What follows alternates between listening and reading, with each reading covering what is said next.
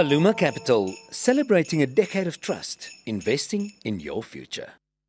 Man, dit is 'n bederf van Christel Cornelissen en Gert van Westhuizen sluit beide by ons aan volgende vir koerantbesprekings. Goeiemôre julle. Daar's sy kollegas. Goeiemôre julle. So ons is hier om die laagtepunte te doen na ons sal ja kom in die hoogtepunte van die jaar. Goeie vir die sport. Dis 'n goeie sportjaar. Dis 'n baie goeie sportjaar. Ons doen net laagtepunte.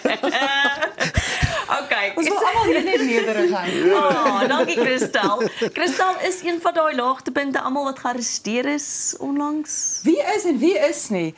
Hierdie berig verwys na die klopjag wat gedoen is by die vlugtelingsentrum waar die Afrikaners kan aansoek doen vir vlugtelingstatus in die VSA.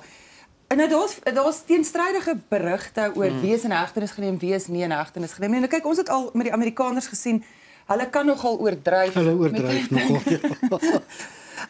So hulle het reageer op hierdie klopjag of hierdie ondersoek en gesê hulle gaan nou nie hierdie gedrag duld teenoor hulle amptenare nie. Weet, hulle gaan nie in hegtenisnemings duld nie.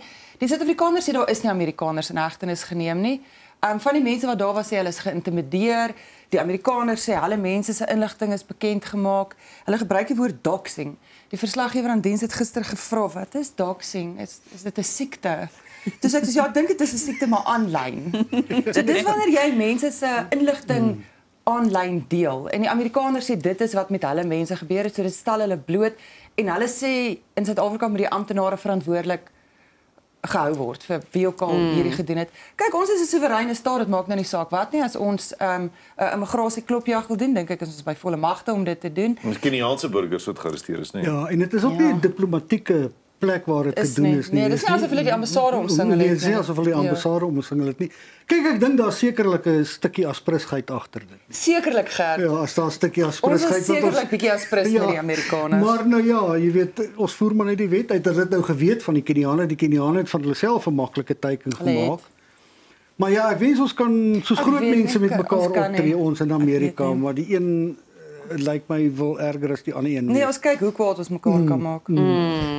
Ons bly nou maar in Amerika, want die Epstein-files en foto's begin so een vir een vrygestel te word. Ja, ek sien die departement van Justisie daar was gister aan die hof besig, hulle het klomp mense toegewys om al daai redacting te doen. Dis nou waar jy naampies doodtrek, sodat daar nie doxing is soos Christel gesê het nie. Die aanlyn siektes. Ons wag nou in groot spanning daarvoor om te kom. Gister het nou 'n paar foto's uitgekom wat vir my nogal verbasend was van die foto's. Daar's nou een van Bill Gates ook saam met een van die meisies of so, maar ek dink daar was voorheen berig gerugte dat Bill Gates daarbey betrokke was, maar Noam Chomsky, die linkse filosoof, is ook daar gesien saam met meneer Epstein, en dis nou 'n plek waar hy allermins moet gesien word. Al was Epstein nie 'n pedofiel nie, sou hy nie daar gesien moet word nie, want hy kritiseer die hele tyd Epstein en sy mense en die Amerikaanse regering en so aan, so hy's baie links.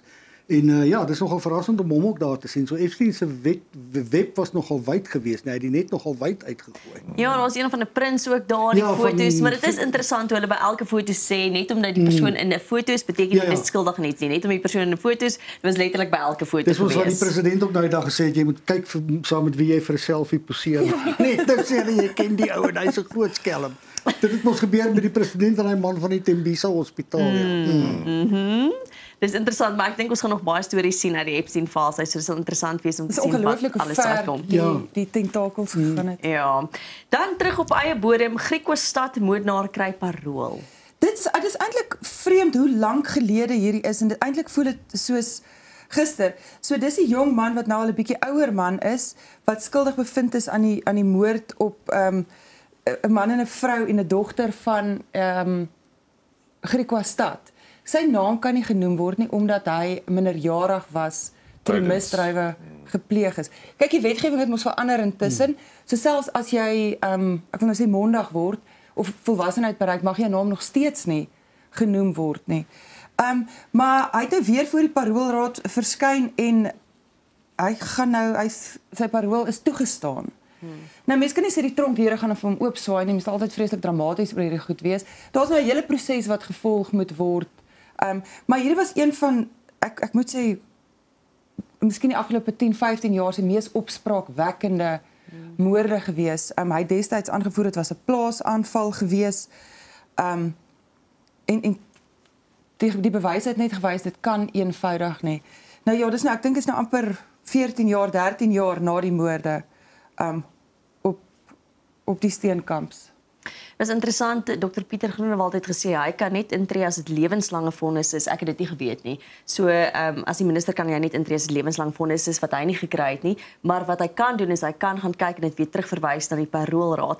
Ek dink nie dis sleg dat daai magte geskei word nie tussen minister en paroolraad. Dat jy oorsig kan gee, maar nie noodwendig kan inmeng nie. Dis my goed om 'n bietjie checks and balances van die minister dat hy verduidelik. Ja. Waar sy magte lê, want ons sê altyd hoekom meng jy in of hoe meng jy nie in nie. Ja. Ek is verbaas dat eerstens teruggekom het na die joernaliste toe, want ministers reageer mos deesdae nie graag op enige Nee, is 'n bietjie joernaliste anders versoek. nadat ons die regering van nasionale eenheid, daar's nou sommige ministers wat jy direk kan kontak en dan kom terug na jou. En hulle is nie eers snaaks daaroor nie. hulle antwoord op die aanvaar dit as foon. normaal. Ja. Ek het selfs nou Kyk, nog hier saam by met ons hom gaan koffie hoogtepunte drink. gehad. Saam met die minister. Ek wat jy het selfie gevat. Nee, ons het nie.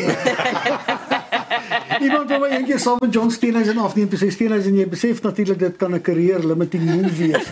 Maar so die minister is nogal bekend daarvoor gestel dat hy nie mense sal sommer laat gaan wat 'n gevaar vir die samelewing kan inhou. Hy is baie streng daarop. Okay. Hy kyk so om die Alison Botha moordenaars en plaasmoordenaars wat hy al voorheen Dit van die Westhuizen wat die kinders doodgemaak ja, wat die kinders op doodgemaak het. Hy het gevoel die mense hou nog 'n gevaar vir die samelewing. Hy het 'n baie hands-on approach baie. en hy is baie toeganklik. Okay. Ja, dis een van die groot een van die beter ministers in die RNE beslis hy.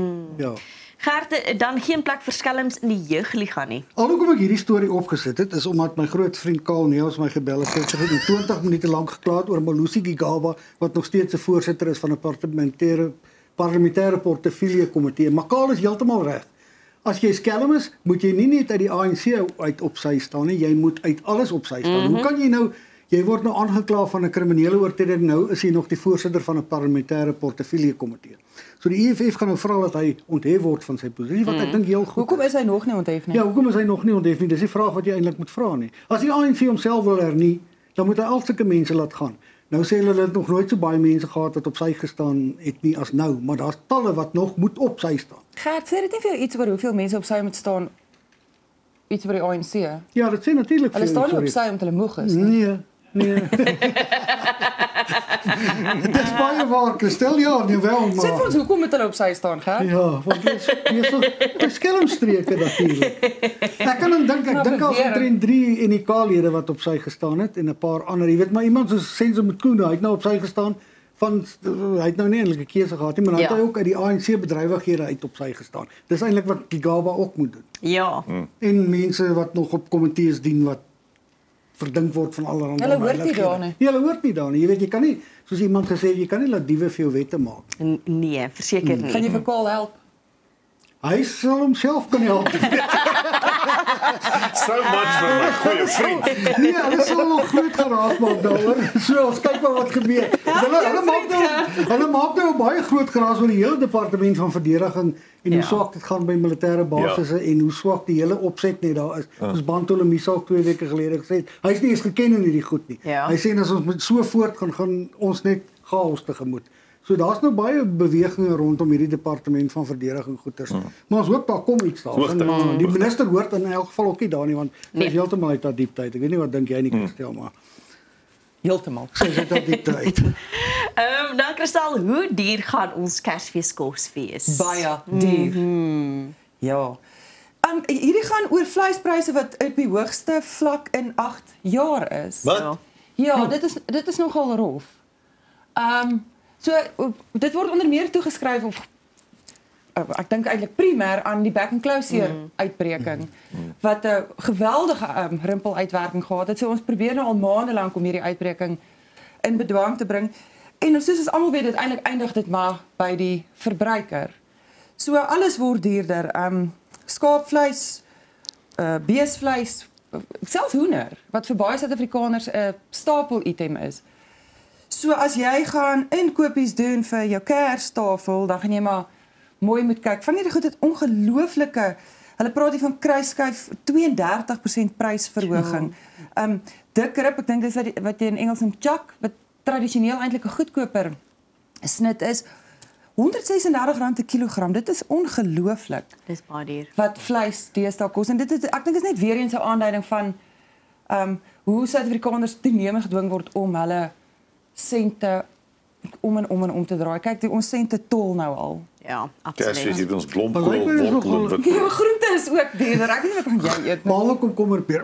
Ja, ek dink dis wêreldwyd maar krisis Christel. Mense Absoluut. sukkel oral met hoë lewenskoste, Amerika, Europa. Baie, dis baie waar baie van die opstand vandaan Ja, kom kom. is omdat die koste, die lewenskoste so Lewenskoste so hoog hoog is. Dis 'n skuld is dit. Wat moet mense nou Ja, doen? mens, ja, ek weet nie, dis moeilik. Ons gaan maar net aan ons gewone mense, Met jy weet, ons komkommer kry eet. komkommer eet en ons kry geen simpatie nie. Soos al die vleis staan in 'n trekpeer. Ja, en gaan moet. Nee, maar. Ons is ander trek, maar nie die As ek vleis. nou Maar nie die dit, as vleis ek nou dan nie. dit geweet het, het ek meer skaapvleis geëet by die G20. Yes, laat Hoor, julle joernaliste hulle word is bederf. bederf by die G20, nee. Ja. Gert, maar die G20 was een van jou hoogtepunte ook van die laaste jaar. Wel hoogtepunt, een van die grootste stories vir jou. Dit is Gaan vir een laagtepunte. Ja, okay. Ja, kyk die G20, ek dink is goed dat ons dit aangebied het. Ons het dit baie goed aangebied. Ek dink nie ons moet verwag dat ons onmiddellike voordele daaruit gaan kry. Ek hoop ons gaan voordele daaruit kry. Ons sal maar moet sien. Ek dink daar's baie langs die kant gesels oor handels, ander handelsbande en John Steenhuisen het dit gepraat met mense na wie hy toe vrugte kan uitvoer wat die Amerikaners nie meer wil hê en sulke goed nie. So ek dink in daai opsig was dit 'n goeie ding. Dis net goed om jou naam daar te kry. Ons is nou uiteraard nie betrokke volgende jaar nie, maar ons hoop om 'n jaar daarna weer betrokke te wees. Want ja, ek dink 'n mens het sulke organisasies nodig want ek dink daar is goed in die wêreld wat lande nie meer op hulle eie kan oplos nie. Wat in een land gebeur beïnvloed 'n ander land en as jy goed kan saamwerk, maar om daai samewerking te bewerkstellig is baie moeilik. Nou kyk, die wêreld het klein geword en iemand soos Donald Trump het hy doen my en jou verhoudings. Ja. Jy weet, hy doen nie ons Deals, ja. verhoudings. Ja, so hy het 'n baie transaksionele manier van doen en dis hoekom iets soos ek dink die G20 val nie regtig in sy smaak nie want Nee. hy doen one-on-one onderhandelings. So sulke groot goed, jy weet hy wil deals maak. Ja, hy wil deals maak. Hy wil met as hy 'n Ja. deal met Peer wil maak, wil hy met Peer praat. Ja. Hy wil nie met die hele groot Ja, hy wil niks met die res van nee. Dis soos hy nou maar is, jy weet. Ek Ja, weet dit nie- is sy styl en ek dink mense moet maar daarbey aanpas want of jy net daarvan hou of nie, hy is nou daar. Ja, ek weet nou nie hoe lank dit gaan hou nie, maar hy is daar. Jy weet, en dis die probleem met ons in Amerika. Jy weet, jy moet besef jy het met 'n man te doen Ja. wat sy eie kop volg. Ja. So Christel moet maar meer daaroor praat want sy die Amerika en ons verhoudinge, maar ek dink jy moet daarbey probeer aanpas. Want albei kante raak nou vir my soms 'n bietjie kinderagtig. O nee, 100%. Kyk, ek dink die punt is jy kan nie wegkom daarvan nie. Dit is wat dit is. Dit is 'n werklikheid. So as ek terugkyk op hierdie nuusjaar, jy weet dit het begin met Donald Trump wat ingehuldig is, toe kom die tweet oor elke keer wat ons gaan slaap, het Donald Trump iets getweet en dan Ja, gewoonlik op 'n Vrydag moet jy die hele Saterdag dan. so hele naweek daarmee heen. Toe kom die tweet oor die Afrikaner vlugtelinge en die aanbod vir Afrikaners. Ons ambassadeur wat uitgeskop is, Abraham Rasool. Toe het ons die ontmoeting in die Withuis met Johan, dim the lights please. Met daai chaos. Die Trump tariewe. So Suid-Afrika is regtig op die wêreldverhoog gestoot die afgelope jaar. Ek dink dit het gebreke en kwesbaarhede in ons internasionale betrekkinge ongelooflik blootgelê. Ek dink nie ons is waar ons moet wees wat internasionale of diplomatieke verhoudinge met die res van die wêreld betref nie en veral nie met die FSA nie. So as ek terugkyk na hierdie jaar was dit vir my 'n baie groot ding hoe Suid-Afrika op die wêreldverhoog gestoot is. Die hele Afrikaner kwessie wat op die wêreldverhoog beland is, kultuur weet wat 'n naam gekry het en dan eintlik ook die groot verdeling wat dit tot gevolg gehad het. Jy weet ek en Gert kan nie sit en ons kan oor presies dieselfde ding praat en ons kan 100% uit die lopende mening sê oor dieselfde ding. Jy weet ons sien dit net en ek dink omdat ons so in die spotlight was die afgelope jaar het daai verdeling baie skerper geword. Die lyn tussen mense het baie groter geword want mense wou gehad het jy moet kant kies. Jy weet mense wat eintlik as 'n reël mekaar kon vind, is in 'n moeilike posisie geplaas. Ek dink ons sal mekaar wel weer vind. Suid-Afrikaners doen dit. Ons het nie eintlik 'n keuse nie. Ons beweeg ons altyd tot op die rand van die afgrond en dan sien ons ook magtig is te ver om te val, kom ons gaan terug. Dit gaan nie lekker wees nie. Nee, maar hierdie hele ding met Amerika, wat een ding wat dit uitgewys het, is die stand van ons diplomatie wat baie swak is. Hier is nie net Amerika nie. China het ons 'n jaar laas 'n ambassadeur gehad. China is een van ons groot handelsvloot. Ons het 'n jaar laas 'n ambassadeur in Japan gehad. Japan is 'n groot ontleikende mark. En ons moet ophou om ANC kaders wat droog maak. As jy weer hoor, o magtig, die persoon is dan ambassadeur hier of daar, jy moet diplomate in daai posisies aanstel want Dis 'n loopbaan. Dis 'n loopbaan. Dis 'n werk Ja, wat jy gaan doen. dis nie 'n afkleed. En dan stuur ons hierdie mense en dan 'n paar maande later en dan kry ons uit 'n parlementêre vraag die skade Ja, wat in een of ander ja. huis aangerig is. Ek het nou die dag hier goed gesien oor die Nederlandse die gebou in Nederland.